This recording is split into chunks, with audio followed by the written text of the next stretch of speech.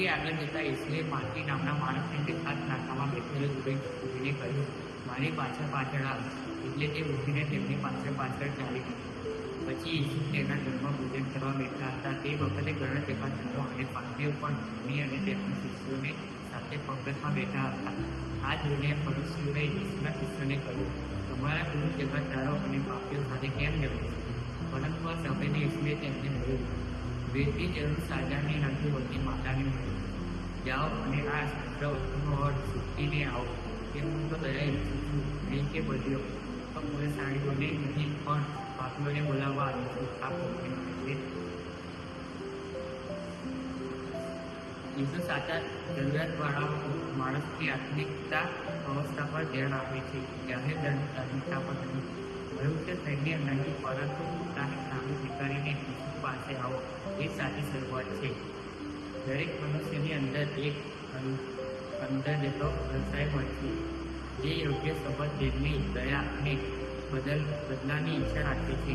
ઈસુએ જણાવ્યું કે બદલે ધાર્મિક બલિદાનમાં નહીં પણ અંદરથી આપેલ ધ્યાનમાં વિશ્વની ખુશી છે. તેથી ભગવાન સાચે ભાગ્ય અને ક્ષમાવાન લોકોને પોતાની પૃથ્વી ઉપર લાવવા માંગે છે. ખ્રિસ્તમાં અલભાઈ બહેનો, સમાજમાં હોય, ધર્મમાં હોય, જાત જાતના ભાગલા, કાળા ધોળા, ઊંચા નીચે, અમે પેલા લોકો, પૈસાવાળા ગરીબ લોકો, સારા લોકો, ખરાબ લોકો. ધર્મ હંમેશા માણસને ભેગા કરવાનું હોય. ઘણી વખત ધર્મના લીધે ભાગલા, અમે લોકો પેલા લોકો. ધર્મ માણસને મુક્ત કરવાનું હોય. ધર્મ કોઈને ગુલામ નહીં બનાવવાનું હોય. પ્રભુ ઈસુના સમયમાં એ હતું હકીકત કે પ્રભુ ઈસુ આગળ જતા ત્યાં માથી નામના માણસને જગાતના આગામાં બેઠેલો જોયો. માથી એક યહૂદી હતો અને પછી એક જગાતાર લોકો એને પાપી ગણતા હતા. આ પાપી માણસને જોઈને પ્રભુ ઈસુ ગુસ્સે થયા નહીં, પાપી માણસનો ન્યાય તોડ્યો નહીં, પણ પાપી માણસ પ્રત્યે એમને એવી નજર કહે છે, મારી પાછળ પાછળ આવ. એક નજરમાં, માત્ર શબ્દમાં માંથી બધું છોડીને પ્રભુની પાછળ પાછળ ગયો. પણ ખ્રિસ્તમાં ભાઈ હતા બહેનો, પ્રભુ ઈસુ કેમ માથીને બોલાવ્યા? આ પૈસાદાર હતા એટલે કે જગાતાર હતા એટલે કે એમને સમાજમાં સ્થાન હતું એટલે નહીં, કે આ પાપી માણસના જીવનમાં પરિવર્તન લાવવું. આ માણસ દ્વારા એ માણસ બીજા ઘણા બધાના જીવનમાં જે પાપીઓ છે એમના જીવનમાં પણ પરિવર્તન લાવશે. એમને પૂરી ખાતરી એટલે માથીને બોલાવે છે. અને માથી કેવો માણસ, માથી કેમ પ્રભુ છે બધું છોડીને? એક સામાન્ય બાબત નહીં. એની પાસે પૈસા હતું અને પછી સ્થાન હતું, જગાતાર હતો અને અધિકારી, નોકરી અને ઘણા બધા લોકો પાસે ઉઘરાવાનું પૈસા હતું, પણ એનામાં શાંતિ નહીં. જગાતાર હતો પણ એનામાં માન નહીં.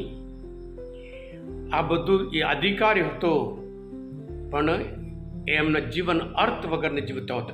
એટલે એમનામાં એક ઝંખના હતી, કોણ મને સ્વીકાર કરશે, કોણ મને રેકોગ્નાઇઝ કરશે, કોણ મારું જીવન સાર્થક બનાવશે, એમ કરીને ઝંખના હતી. અને પ્રભુ ઈસુ એને બોલાવે છે, બધું છોડીને, પૈસા નહીં, ઓફિસ નહીં, ઘર નહીં, બધું છોડીને પ્રભુની પાછળ પાછળ આ માથી ગયા. હા ખ્રિસ્તમાં ભાઈ હતા બહેનો, આ બધું કરતાં, આ પૈસા કરતાં, આ સ્થાન કરતાં, અધિકારી પદ કરતાં પ્રભુ ઈસુ આ માણસના જીવનમાં એક અદ્ભુત લાગ્યું. એટલે બધું છોડીને આમની પાછળ પાછળ જવા તૈયાર.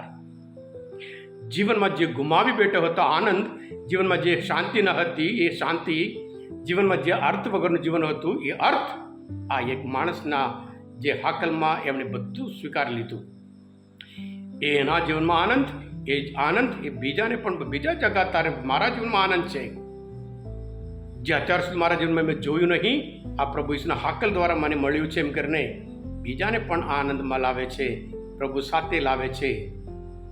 હા કૃષ્ણ મહાલા ભાઈ તબેનું આ પાપીઓનું તેડું પ્રભુ ઈસુ પોતે સ્પષ્ટ સંદેશ કહે છે, હું તો પાપીઓને બોલાવવા માટે આવ્યો છું. પ્રભુ ઈસુ જન્મ્યા પાપીઓ માટે, પ્રભુ ઈસુ જીવ્યા પાપીઓ માટે, પ્રભુ ઈસુ મરણ પામ્યા પાપીઓ માટે, પ્રભુ ઈસુ પુનરુત્થાન પામ્યા પાપીઓ માટે. પુનરુત્થાન પછી પ્રથમ વ્યક્તિને દર્શન આપ્યું હોય એ પાપી માટે છે, જેથી કરી પાપ છોડી પાપ માણસને દુઃખી બનાવે છે, પાપ એક માણસને જેમ ભાર લાવે છે, એ ભાર મુક્ત કરવા માટે પ્રભુ ઈસુ પૃથ્વી પર આવ્યા હોય.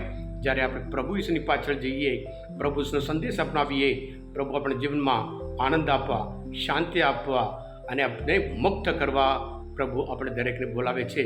પ્રભુની પાછળ પાછળ જઈએ, મુક્તિદાતા પ્રભુ ઈસુ આપણે દરેક એમાંથી બંધનમાંથી, ભારમાંથી, બોજામાંથી મુક્ત કરશે.